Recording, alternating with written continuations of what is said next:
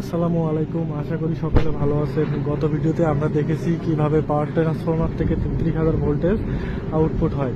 33,000 voltage output হয়ে মূলত এখানে চলে আসে।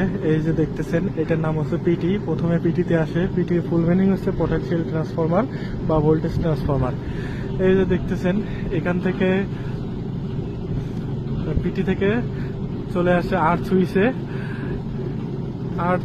আর্থ সুইচ থেকে সরাসরি চলে আসে হলো, এই দেখতেছেন, এটার নাম হচ্ছে সিবি। সিবির ফুল মিনিং হচ্ছে সার্কিট ব্রেকার।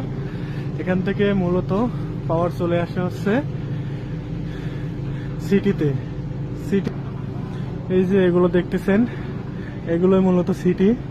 পাওয়ার চলে আসে সিটিতে। সিটির ফুল মিনিং হচ্ছে কারেন্ট ট্রান্সফরমার। এখান থেকে পাওয়ার উপরে উঠে ডিএসএ।